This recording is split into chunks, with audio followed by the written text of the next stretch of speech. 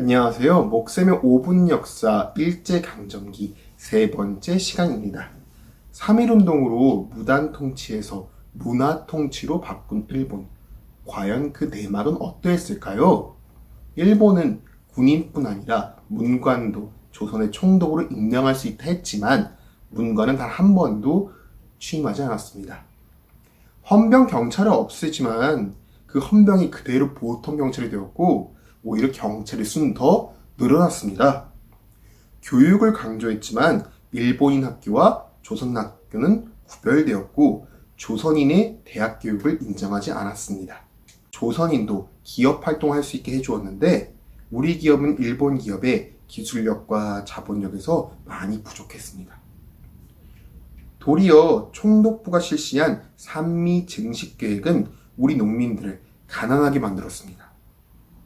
산미 증식 계획이란 산, 생산하라, 미, 쌀, 증식, 느리다로 쌀 생산을 높이자는 계획입니다. 그 결과 쌀 생산은 약 1.4배 증가합니다. 그러나 같은 기간 조선에서 일본으로 수출된 쌀의 양은 5배가 늘었고 조선인 한 사람당 쌀 소비량은 오히려 더 줄었습니다. 이러니 1930년에 약 120만의 조선인이 국외로 탈출하게 됩니다. 또한 문화 통치 기간 일본은 많은 친일파를 양성합니다.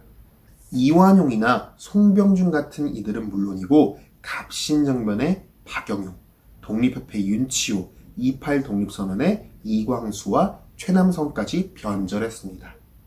한편 국내의 실력 양성 운동도 활발하게 일어납니다.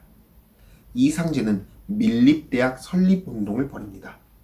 국가가 아닌 우리 민중들이 돈을 모아 대학을 세우는 운동이었으나 돈이 잘 모이지 않아 실패합니다. 조만식은 일본산이 아닌 국산을 사용하자는 물산 장려 운동을 벌입니다. 그러나 우리 기업은 그만한 생산을 감당하기 어려워 실패합니다. 국내의 다양한 사회운동 단체들은 1927년 2월 이상제를 대표로 신간회를 만들어 힘을 하나로 합칩니다. 이 가운데 1929년 11월 광주 학생운동이 일어납니다. 일본인 중학생이 우리 여학생을 괴롭힌 것을 시작으로 시위가 되고 전국적으로 5만 4천여 명의 학생들이 참여합니다. 여기에 신간 역시 관여했는데 이 사건으로 신간의 주요 간부가 잡혀가며 신간은 내부 분열로 사라집니다. 이 시기 주목할 만한 우리 무장투쟁은 역시 국외에서 일어납니다. 만주에는 서로 군정서, 북로 군정서, 대한독립군 등 다양한 독립군 조직이 있었는데 이들은 치열한 독립전쟁을 벌입니다. 1920년 6월에는 의병전쟁 때부터 활약한 홍범도 장군이 북간도의 봉오동을 습격한 일본군을 역으로 격파한 봉오동 전투가 있습니다.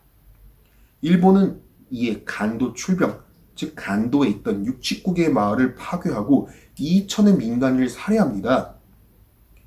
이에 우리 독립군을 대항하여 10월 21일부터 6일간 김좌진의 북로 군정서와 홍범도의 대한독립군연합회 일본군을 대파합니다. 이것이 4천의 독립군인데 3만의 일본군이 붙어 4천의 일본군 사상자를 낸 청산리 대첩입니다. 한편 대한민국 임시정부는 생각이 다른 사람들이 모여 힘을 하나로 합치지 못하고 있었습니다. 이 과정에서 외교를 통한 국제연맹의 한반도 위임 통치를 주장하던 이승만이 탄핵되고 1926년 12월 김구가 국무령에 오르며 임시정부는 김구가 이끌게 됩니다. 김구는 한인 애국단을 조직하고 폭탄 투쟁 노선을 취합니다. 김구 이전에도 김원봉이 이끄는 의열단이 주요 인물 암살 및 주요 건물 파괴를 시도했습니다. 신채호도 조선혁명선언을 통해 폭력에 의한 민중의 직접 혁명을 주장합니다.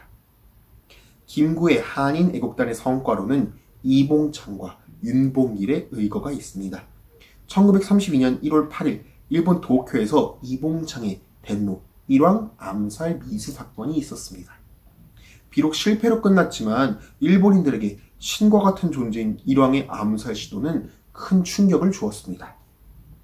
같은 해 4월 29일에는 상하이 홍커우 공원에서 윤봉길이 육군대장 시라카와 요시노리를 폭탄으로 살해한 사건이 있었습니다. 이를 중국의 지도자 장제스는 중국의 100만 대군이 못한 일을 조선의 한 청년이 해내었다 평했습니다. 윤봉길의 의거 때 미처 도망치지 못한 안창호는 일본에 붙잡혀 무고하게 옥살이를 하고 병을 얻어 1938년 사망합니다. 여러분들은 만약 일제강점기에 살아야 했다면 어떠한 선택할 것 같나요?